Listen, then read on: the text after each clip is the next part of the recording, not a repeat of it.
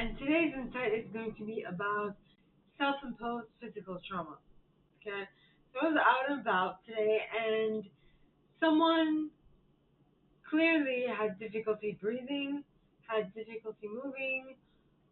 Now, when you think physical trauma, you think being hit by a car, or you think about something big like a bruise or a arm or something along those lines, being an amputee or whatever, which is what I'm talking about today, self-imposed physical trauma.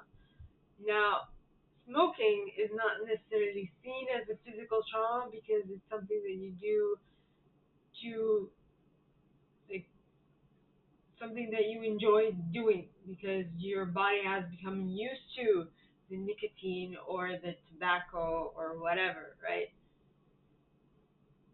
So, or all the chemicals that are in a cigarette. But, and also, what I should say is also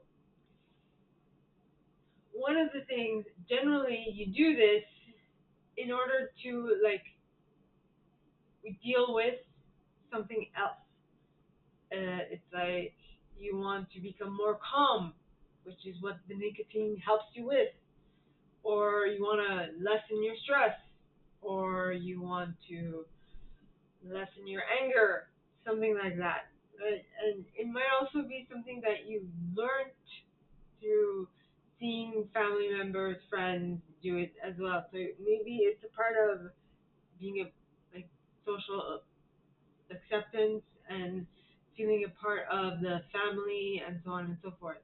Or it could be in order to deal with the current difficulty that you're going through. So it might be so the thing that you would do in order to, like, so that it can allow you to feel more calm, feel more at ease, feel less stressed. It's in order to deal with the current difficulty that you're going through, or it could be something that you learned a way to cope with a trauma, like for you to, instead of being triggered, you do something else, like an action to replace something. And so you might take up drinking, you might take up smoking, you might take up something that will ease the pain, the societal pain at the very least. But in reality, one of the worst traumas you can do is done slowly, but that will eat at you and will decrease your health little by little.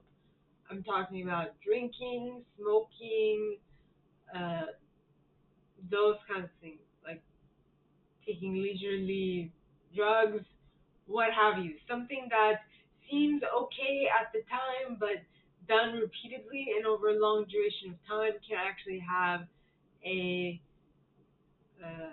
negative impact on your health.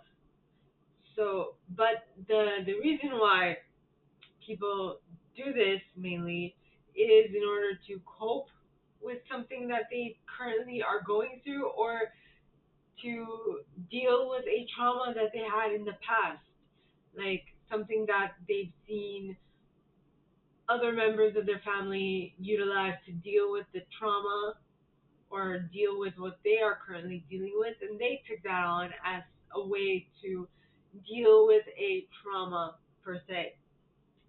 Okay, for one, it could be eating, like overeating. Other could be smoking. Another could be drinking.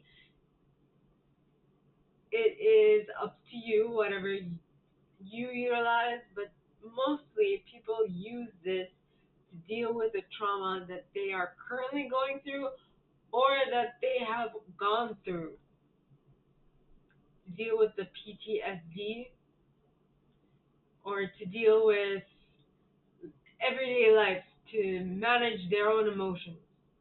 So, what I want you guys to ponder at this moment is there something that you are currently doing in order to help you to lessen the urge of doing something not so socially acceptable?